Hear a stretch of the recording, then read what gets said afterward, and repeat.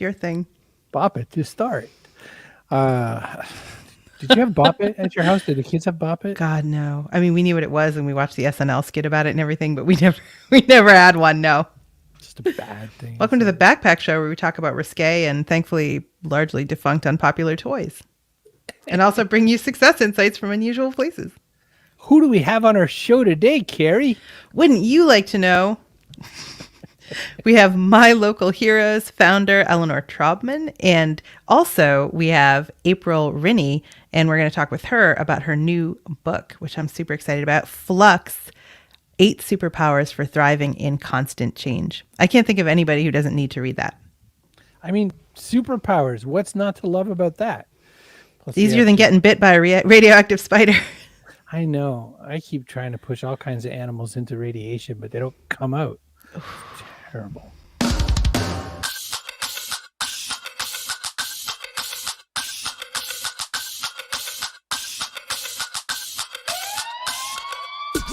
Welcome to the Backpack Show with your hosts, Chris Brogan and Kerry Gorgone.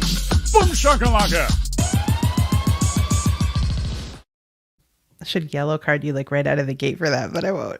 I don't even think you should. You know what I think? Guests of the show stay at the inconveniently located from downtown or anywhere, never to be confused with luxurious and never updated FDR Hotel, located somewhere off Highway 84 near an old gas station with a burned out van parked out front with a for sale sign. That's what we get around here. Hey, Sue Murphy's here. Hi, Sue. She's got all the things. She's been vaccinated. There's things. It's happened. Coach Woodard is here. Coach Woodard. It only seems like hours ago that we were talking. No, so can't get enough Coach. So we're going to learn about heroes and we're going to learn about superpowers. I mean, it's how do we do it? Like it just connects like that. We didn't think this through. Hi, Janice. Janice is here. Leslie. Let's do it. I'm going to grab Eleanor first. That means April, if you have things to do, you want to go plant a garden, get in like half a tan, maybe make I don't know. I was going to think of a food item. Perhaps grab a beverage. Grab one of those beverages, the cider. We'll get for it. So I want to talk about that for sure later. Hi, Eleanor. So you were recommended very highly to us by a previous guest, Chad of Due Process. He was like, he's like, I've got one person you have to talk to. And you were the only one he put forth. So we knew. Chad's great. So yeah, he shook us down. He said, you really have to understand what she's doing out there. This whole my local heroes thing in Brooklyn and beyond, all the people that you're trying to reach. Can you talk a little bit about what made you put this together and how you put it out there? Sure.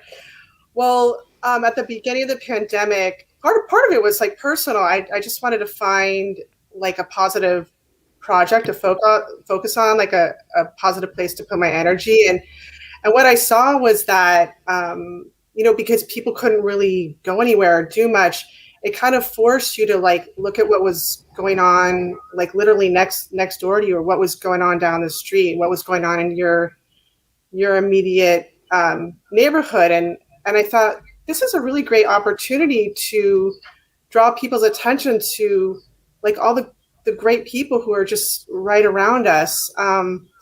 It's like there's this kind of like poll to see who's in People magazine, who's in the New York Times, and there's some great people in there, but also the great people are living like next door to us. And so I thought it was a great chance to shine the spotlight on some of those people. When did you have your aha moment about it? Like when did you think, here's somebody doing something I had no idea about and other people need to know? Well, it's like when I came up with the idea, I brainstormed it with a friend, and then I was trying to think of a place to start. And then I thought, gosh, I love our mail lady, Mari Cruz. She's like so hardworking. She's so friendly.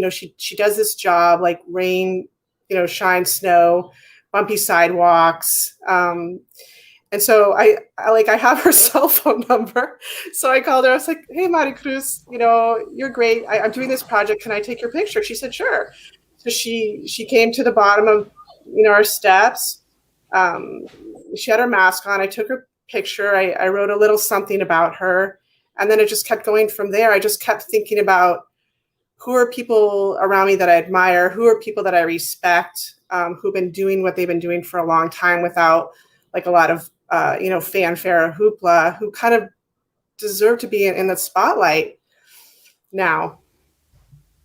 Wow. There's a lot to cover. You have so many people, so I'm going to ask you a little bit about that, about the guests. By the way, V Gates, Cow Glow, thanks for coming in and saying hi from Germany. Who'd have known it? Tell us a little bit about your selection process. How do you find the people that you want to make into heroes after the male person?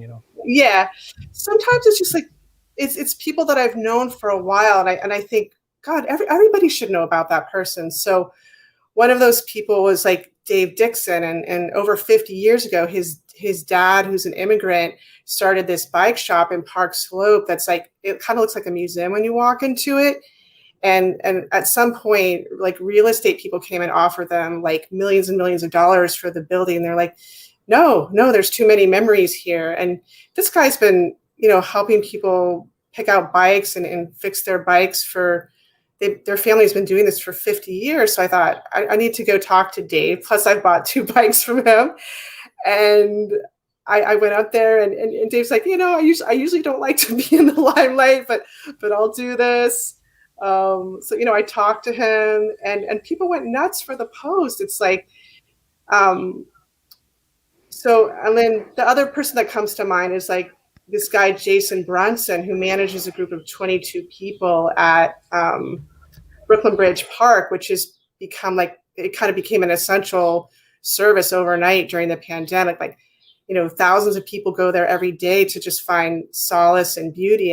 And this group of people, they're the ones who make this park look gorgeous. So some of it was like, who are the people who are doing all this behind the scenes work, but never really get credit for it, while, lots of people kind of reap the benefits of their work. So that was part of my criteria, was like the very like understated, very hardworking people.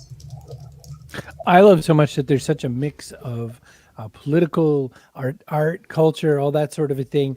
As I was looking along to see who else you had, I saw Edwin Raymond, who is, I follow him on Twitter just because I really enjoyed his energy. I thought he was, I'm not voting. I don't live anywhere near the guy, but I want him to win. Just love his energy. And so I liked that too. I really liked the mix of people that you have in there.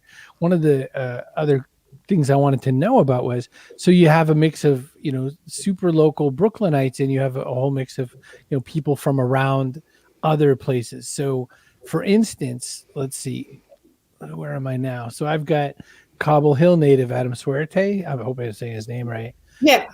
How do you mix and match him, who's clearly a superstar, with like LeVar Burton?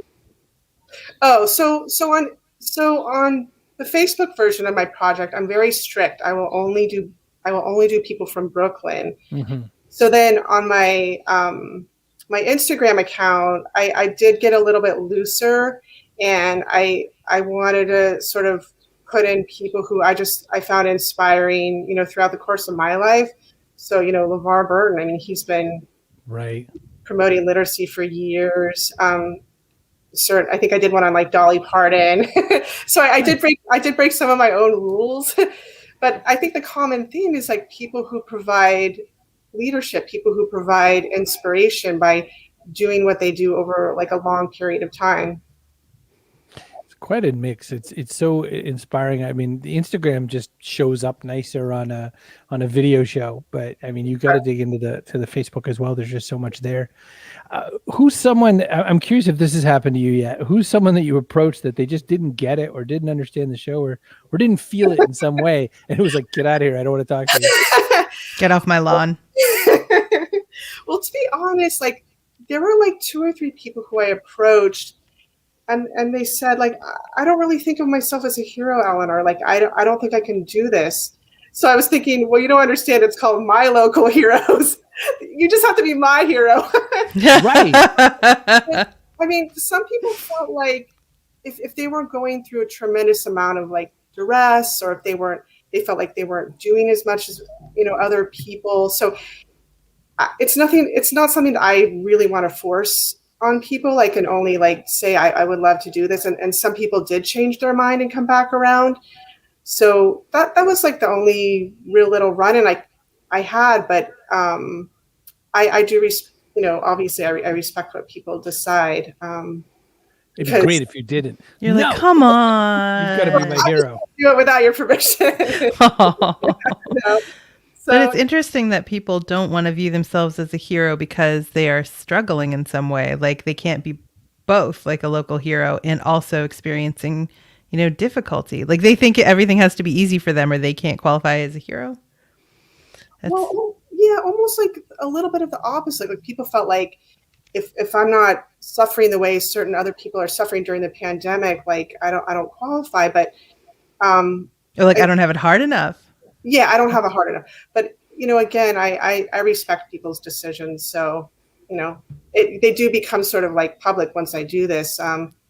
One thing I want to say is like what kind of got this project out much further than it had gone out in the beginning is I started to discover Facebook pages that were organized by neighborhood.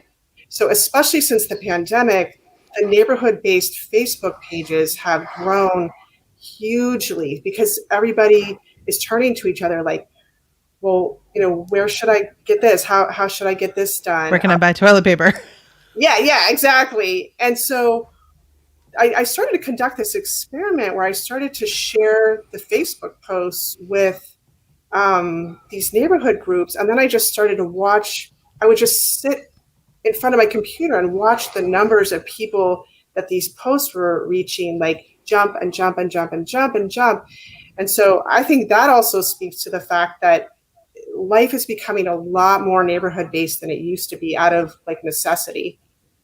I feel like that's very true and growing every day. And that's the other reason I really like the fact that you had such a mix and match on the Instagram, at least, that sense of here's some big names, here's some other people. By the way, I hope it's Jamal83. It's like midnight over there. Isn't it your bedtime? Shouldn't you be just like relaxing and going to sleep? Don't judge him.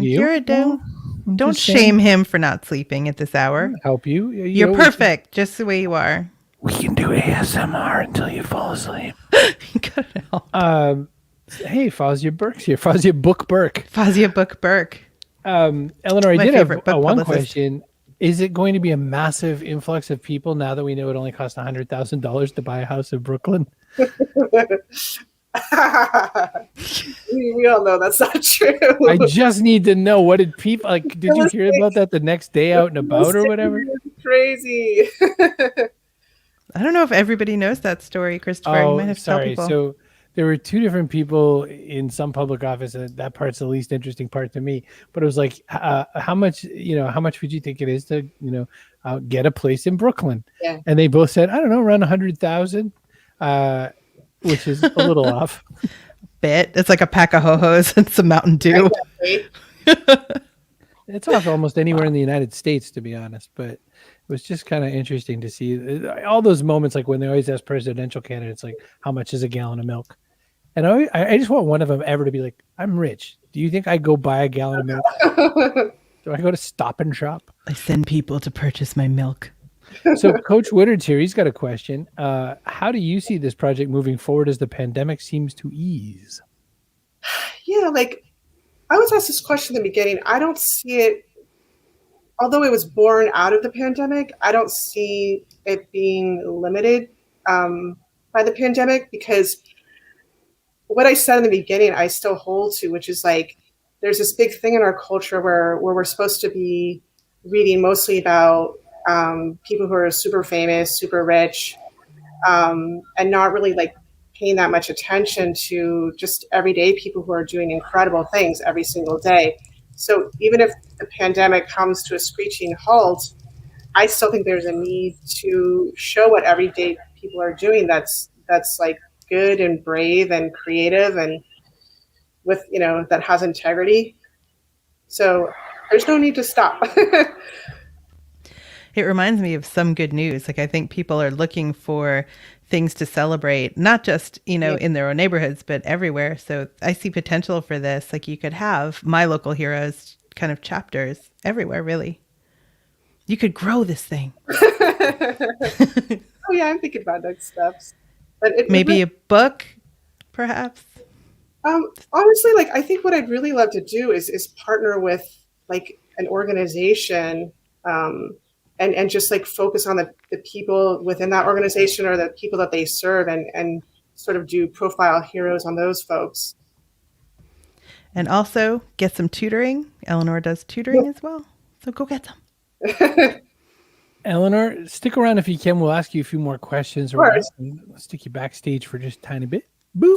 Thank you so much for being part of it. I'm hoping that when people turned her down and came back later saying they would do it, I hope she was like, no, we're not doing it ever for you. You know she wasn't, though. Nice. Hey, some people are attractive, some people aren't. If you don't like us, you can just listen to us instead of look at us. Go to castos.com if you want to host your own podcast. No. But listen, if you want an audio podcast home base for the rest of your life until you're old and dead, you can get one right here, castos.com. I don't know. So, you can make a podcast. Hey, listen, would you like your own domain? You can have one. .online. Brogan.me/online gets you a domain for $1. Is yellowcard.online available? I don't know. We should find that out. You should find that out. You should sit on that domain because you've earned it. You know, it's a good service. StreamYard. We're sponsored by StreamYard.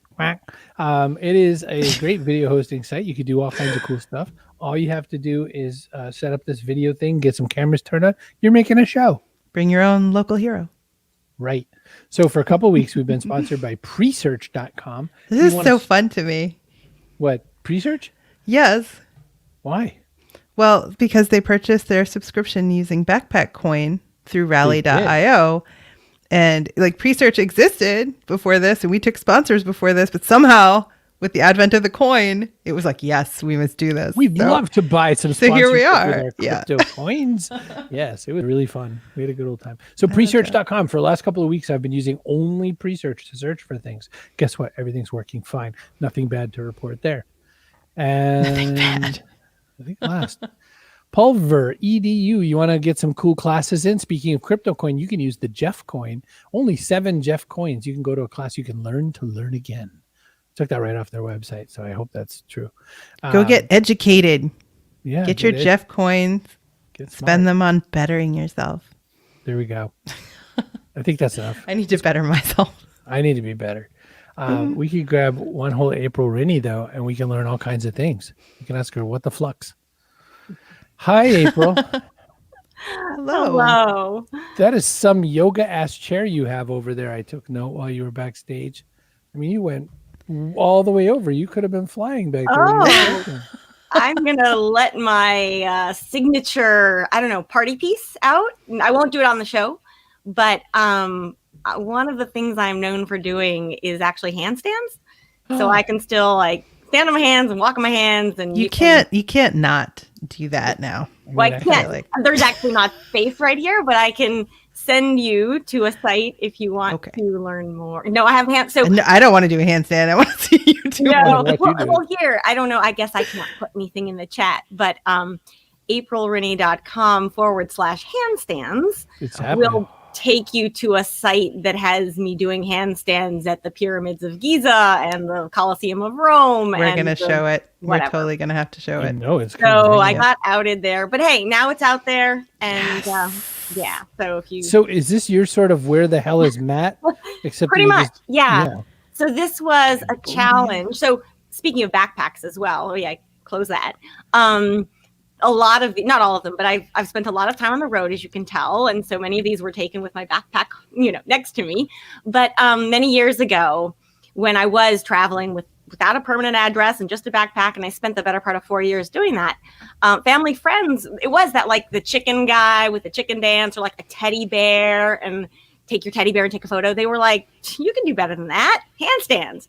So they made this kind of bet with me. And I don't think they thought I would take it seriously, but I did. And many moons later, here I am, still doing handstands. And then you reach that point in your life where you realize, because I did gymnastics as a kid, and I picked up yoga much later in life as an adult. But when I started doing yoga, I could still do handstands. Oh, there's Mark. Does that man have snakes? Yeah, that's the Jama El Fatid, whatever it's called, the main market in Casablanca, Morocco. That's get her the fuck out away. Marrakesh. What's he doing with all those snakes? Yeah, he's a cobra he changed like a charmer, but that's a snake charmer in, and I apologize, I said Casablanca. It's Marrakesh. Yeah. Jama El Fana. There we go. And there's the Equator and Bucharest, Romania, and I wasn't joking, but like I can't get over this. I don't even want screw your book. Look at this. Oh, come on.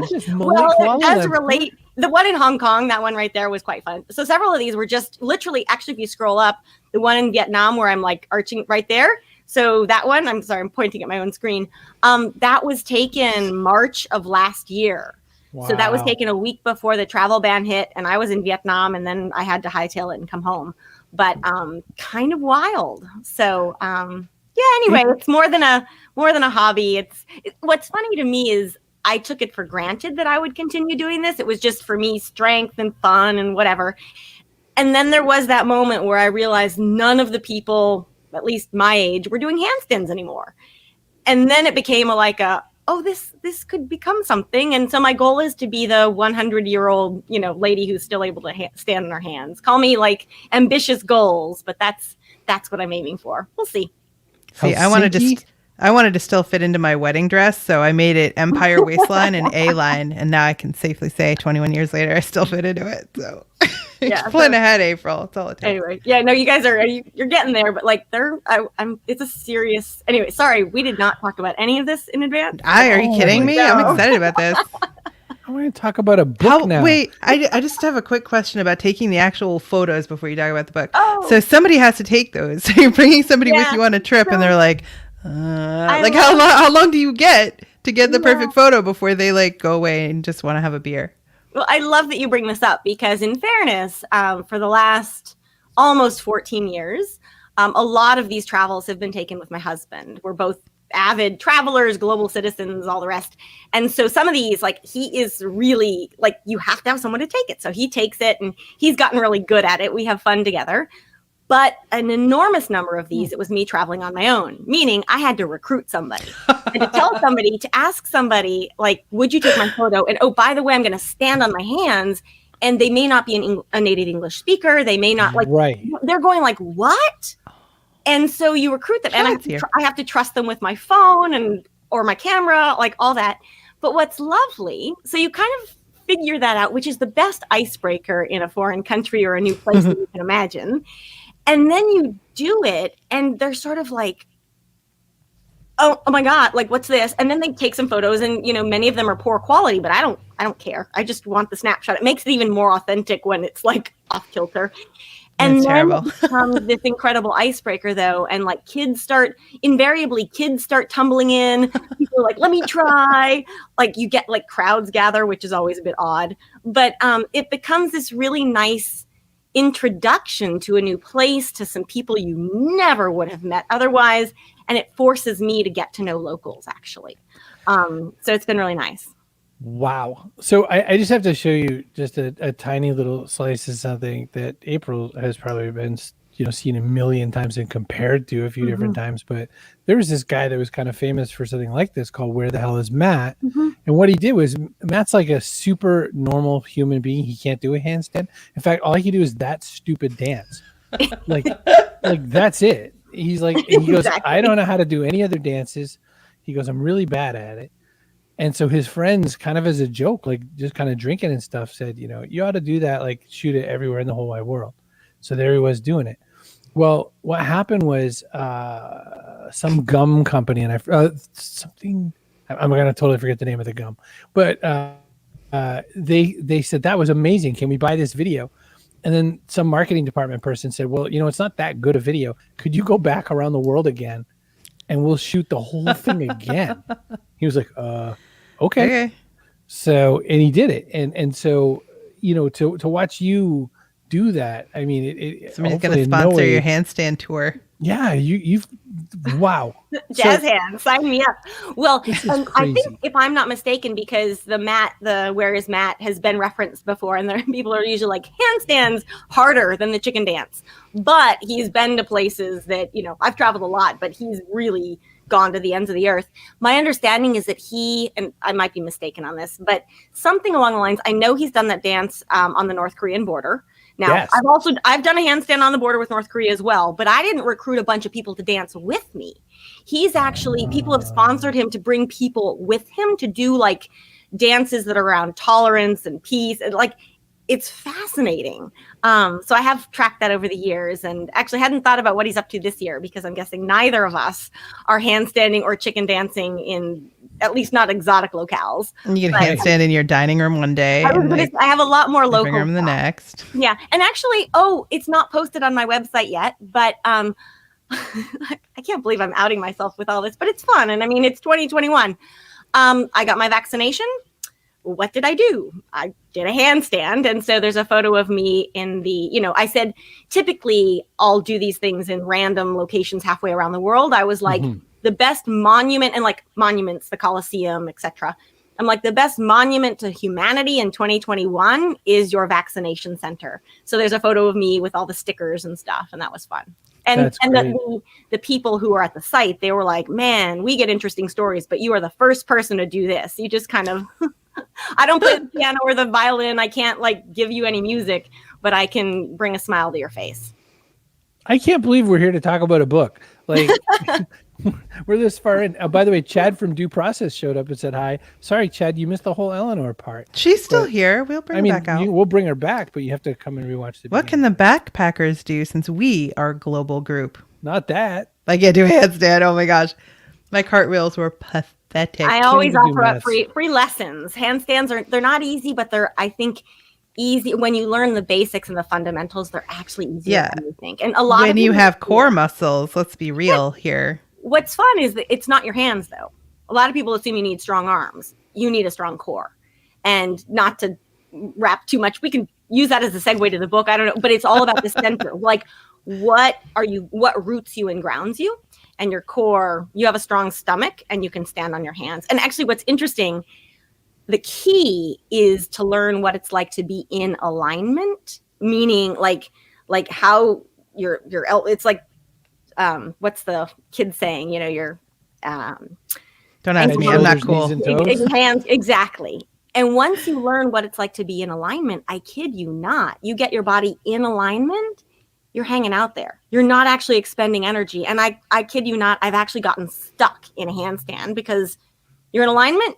You're just there, and you can't. Your body's happy. It's just like there, and then you have to like have somebody knock you over, which is wild. That must be fun. Yeah, it's not something I ever... In a random country, you're like, hey, does anybody here speak English? Can you knock me over? They're like, the what? So good thing is we don't need segues on the show. And this question comes all the way from the second stall, the men's room at the Home Depot, just outside of Lansing. I've never been able to locate a restroom at the Home Depot. Not a once. I just go in the drywall aisle. No one's around. We just ask whatever we want. So God bless Tim Kipsero. Hey, so let's pretend a book's coming out. Let's do. You have a book called Flux coming out about superpowers. Clearly, your power is holding the Earth in alignment. You're the one keeping the Earth on the right part of the axis. That's why you keep getting sent out on these secret missions. But evidently, there's 7 other superpowers that we should know about. Can we learn a little bit about this? Sure. So really happy. And actually, handstands are not one of the superpowers, but flexibility. There's a nice kind of parallel there. So the book is really about our relationships to change. And it's interesting because I wasn't, I was working on this book long before COVID or lockdown or pandemic times. And I was really interested in and candidly worried about our struggles with change, and change that we by and large can't control, right? Change that we can opt into. We love change. We resist being changed. We resist that change that we really, comes and knocks us sideways on a Tuesday afternoon. And so I was working on this book, and then COVID hit and lockdown hit and all of these changes. And, when I say a world in flux now, people are like, oh yes, you've described my life. So I bring this up because I'm looking at change from a much longer term horizon in terms of it existed before last year.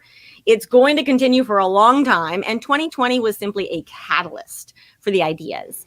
And the key, the sort of fundamental thesis is that, I don't want to call it thesis, don't want to make it it's not serious. Like it's not. You go from handstands to theses. It's a practical book for how we think about and talk about and fundamentally relate to change. Because what I find is we're really good at adapting when we're forced to. We are really good at like reacting to change. Something happens and like, oh, let's fix it. But then we assume that it'll sort of go back to what it was before, and we can leave that change aside. And what we're not used to is change that is constant and relentless. And like by the time you've adapted to one thing, something else has changed. And just this sense of like, oh my gosh. And I actually believe, and as a futurist and looking at where are we heading as humanity, like this is a fundamental shift in how we think about change and how we think about our relationship to it and how we show up in the world. And so one of the things that became clear to me, and I joke that like the book took the better part of 2.5 years to write, but it was really like 2.5 decades in the making. So through my travels and learning about how other cultures look at change, because everyone does, no one's mastered it, but there's a lot we can learn from one another, to looking at how individuals and organizations struggle with change, et cetera, that, I landed on this sense of so much of this is from the inside out, meaning our mindset, our state of mind. How do we see change from a place of hope or fear? That's not like a strategy. That's your state of mind, but it drives everything else. And so these superpowers all bolt onto this mindset, but it's a mindset, a way of being and a way of thinking and relating to change that is geared for a world in flux. It is not geared for a world that we can control or predict or, as much as we'd like to. That's all an illusion. So how do we actually take control of what we can control, which is how we respond to change, and do that from here on out? So I can go into any of the superpowers, but that's kind of the basic tee up. So one question I had after going through your website and the like was the fact, I found this interesting too, especially because of having Eleanor here, was I loved some of your what matters right now, your priorities page. Bigger is not necessarily better. Tech isn't the holy grail, nor is VC. How important relationships are. But I got all the way down here, balance. Yeah, power is shifting from countries to cities with a global edge. So it's interesting that even in, when we shut down Eleanor, we're like, hey, you're going to make this bigger? You're like, you're saying, no, maybe don't do that. And then we're just like, hey, you should do this. It's, maybe you should stick where you are. No, I'm saying you make it local everywhere. There's a difference. Sure. And bigger. Eleanor really has built a model for that. So it's just interesting, wouldn't you say, that it tracks with what you're finding out in your priorities as well. Oh yeah, Eleanor was great because, I wasn't here with all of you, but I was like, yes, that, yes. And it not just that, but also the focus on neighborhoods. So related to Flux, but kind of separate. I've spent much of the last decade advising companies and governments and so forth on like the new economy, the future of work, the future of business models, all that. And there's a real resonance with what she's talking about. And when we think about something like the sharing economy. Now, I know that word these days gets a kind of bum rap sometimes because it doesn't include Uber, and that's not sharing. That's some other kind of, it's gig and hustling. But the sharing economy, when it comes to like truly shared resources, and a lot of that is happening in neighborhoods, has been forever. What's different is that the bigger is not always better. And actually the superpower, we can turn back to later if you want, the superpower is actually to know you're enough. Right. And it's the difference between, we have a societally, individually, organizationally, like everywhere it seems these days, there's this more mindset, more is better, but also that we must always grow. And I'm all for growth, don't get me wrong, but like what happened to enough? And when we dig into the etymology, the sustainability of enough, the well-being of enough, but so much of this comes back to also, we are taught growing up, you will never be enough. You will never have enough. You will never earn enough. Like we get socialized into this, like has to be more. And yet as an adult, you look around and you're like, doesn't seem to be doing a lot of as much good. We seem to be like, we're burning ourselves out as individuals and we're burning up the planet. So back to Eleanor and the local, there's a term I like to use, which is glocal. It's a little, hokey, but global and local. Mm-hmm. And the difference, what she's standing for and what I get so excited about, and Kerry, you mentioned this too, like there's a lot of smaller local initiatives happening everywhere, which together make something quite large. But that's different than one company that eats the world. And it's the one company that eats the world that where we end up with, homogenization, really different control and power structures, et cetera, et cetera. So this is more like a networked approach, which I love. And I'm actually really excited to talk more with Eleanor about that. Libby wants to know some tips for conducting an interesting interview. I recommend you book somebody like April, Rinne, and then just shut up. That looks like somebody we know, by the way. I have a feeling, by the way, I feel like Libby's watching at a slight delay, because that's a good question for Eleanor as well, who did all those other great interviews for the Brooklyn. That's always the case. I think Facebook puts it at about a 10-second delay. Other ones run, depending on your connection, a little later. Chad had to run to the store. Oh, come on. We can't be upset about that. That's okay. We can't. He says he'll come back and watch the rerun. Mm-hmm. Thank you. I wanted to know something, April. You are, one of the things you've done for so many companies is act like a futurist. And the last of the 8 flux powers is to let go of the future. Yes. I love that. So as a futurist, that also raises some eyebrows. What do you mean? You're a futurist, let go of the future. I want to be really clear. When I say let go of the future, and sort of the tagline, if you will, of that superpower is we need to be able to let go of the future in order for a better future to emerge. What I mean by that, it is the opposite of giving up. It is the opposite of failing. We assume that letting go is somehow like failure, like, oh, bad thing. And so many of the superpowers, I'm redefining what we think of by and large societally as like a strength. So more is better. I'm going to say challenge that. I'm not sure it always is. Letting go, I'm not talking about letting go as in like waving the white flag and surrendering. I'm talking about it as getting out of our own way, and in order to create the space to breathe oxygen into actually a better future, a better way of emerging from this crisis of the last year. But also, and this is where, we start thinking about some of those existential crises and flux at a meta level, whether it's climate, whether it's automation. We are so hell-bent on future must look a certain way. And yes, to some degree, we want it to be healthy and sustainable and that sort of thing, but that there's an outcome based on what we know right now. And letting go of the future actually allows new solutions, new ways of thinking being to enter the picture. And so if we talk about things like we get stuck in siloed conversations because we're sticking to a script that is the only future that we know. And so it is contrarian. It is counterintuitive. It's like, I love those words. That's exactly what I hope the book helps us do, is think differently.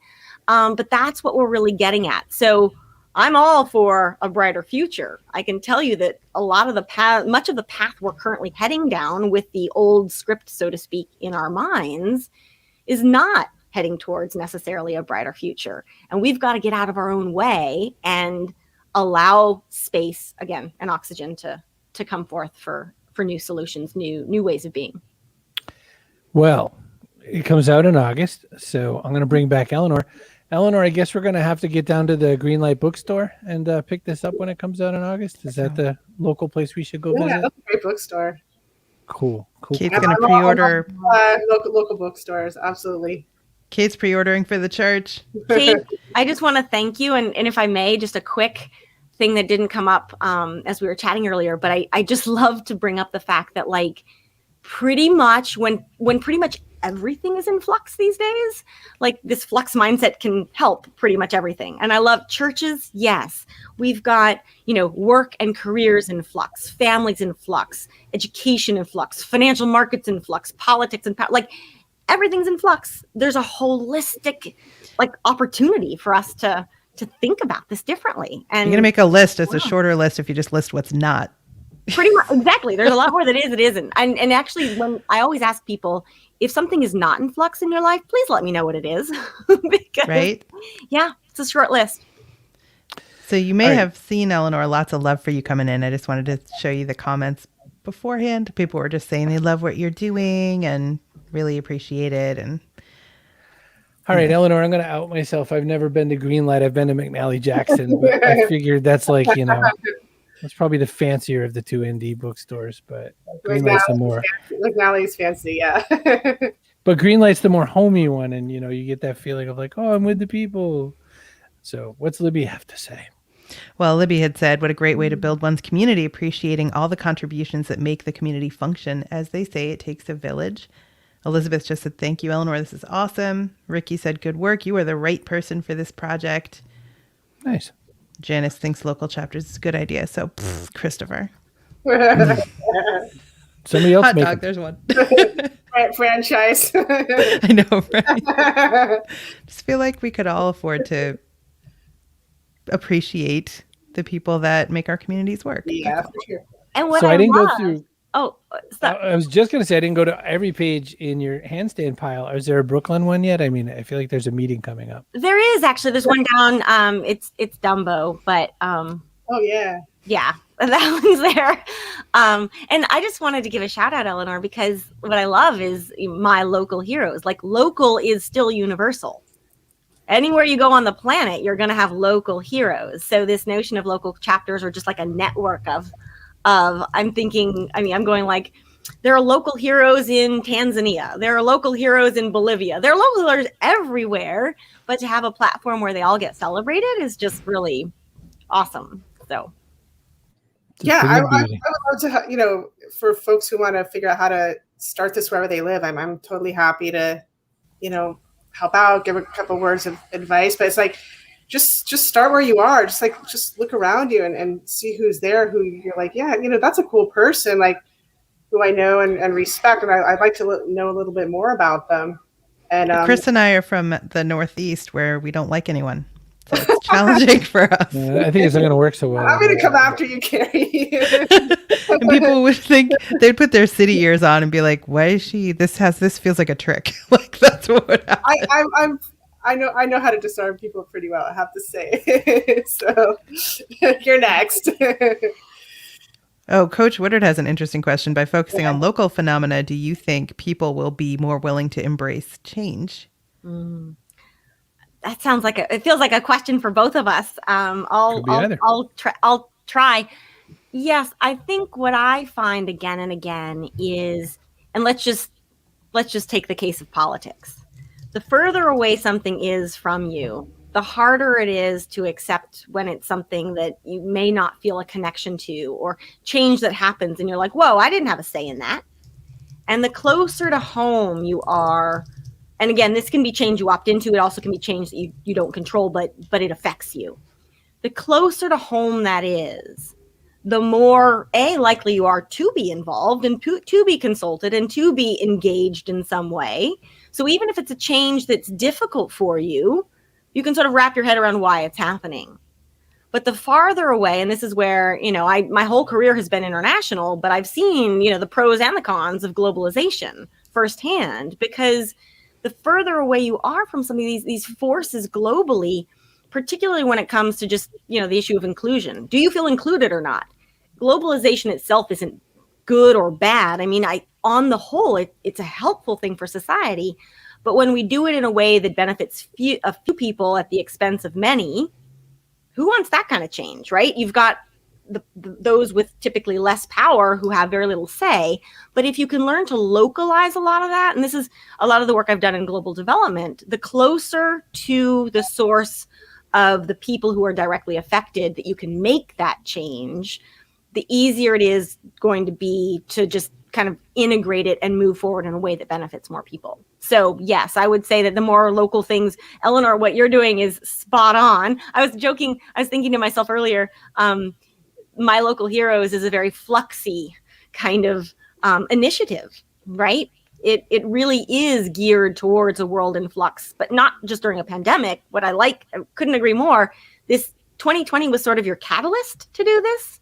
But I think it has, it's timeless and it's universal and it has legs in life much longer than just a period of lockdown.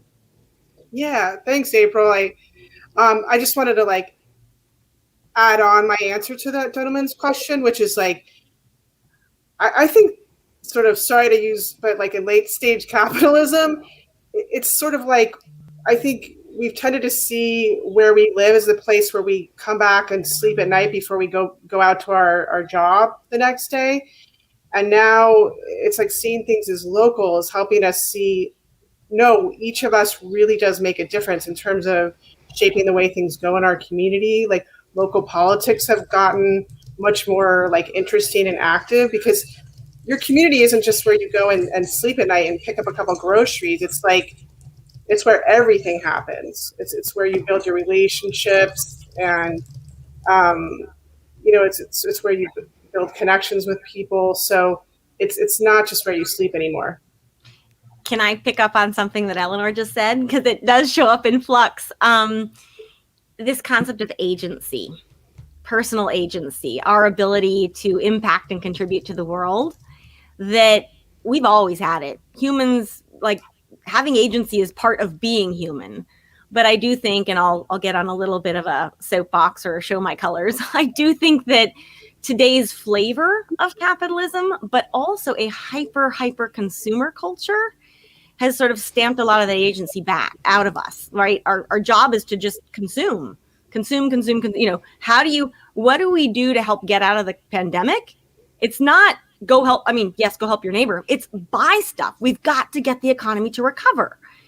I'm not saying that doesn't matter. I'm just saying if we see ourselves and treat one another more as consumers, as opposed to lowercase c citizens with agency who actually can do much greater good at zero cost by just being there for one another, that the world is a much brighter, more connected, more wholehearted place. So I love that's like what you're doing, but also that's a hallmark of a Flux mindset, is this sense like we've always had the agency. We're kind of having to rediscover it right now because it's been like buried through these macro forces for quite a while. You're making me think of the fine feature film They Live. So everybody go out and check that out. If you want to talk about turning people into consumers. Like, honestly, this is a big reason why I love to focus on people who are like physically doing stuff, like graffiti artists and skateboarders and like boxing coaches. It's like people who are doing things with their hands. People are doing, and they're like, producing things that are like, beautiful, not just for consumption, but that make other people's lives go better. Yeah, and if I may keep layering on briefly, because we got to get out of the show in a minute. Oh, okay, sorry. We got a last line. Well, I was just going to note that it's a lot of like making what has been. I like to think of this as what's visible and invisible in terms of what we're taught to see and not see. And like you think about something, a lot of what you're like labor that's been invisible. Parenting, volunteering, it doesn't show up in GDP. This relates, Chris, to, more and all that. You get that sort of stuff. And all this last year, a lot more invisible value. I mean, it's always been there. And I think a lot of people did see it, but it wasn't valued as such. And now we're actually starting to like unleash that and make it more visible and hopefully be more valued moving forward, whether, with or without dollars and cents. We have one question that everyone who's ever been on the show has answered. Everyone from Sir Mix-a-Lot to Sister Anne Flanagan. And now it's your turn. So here's the question.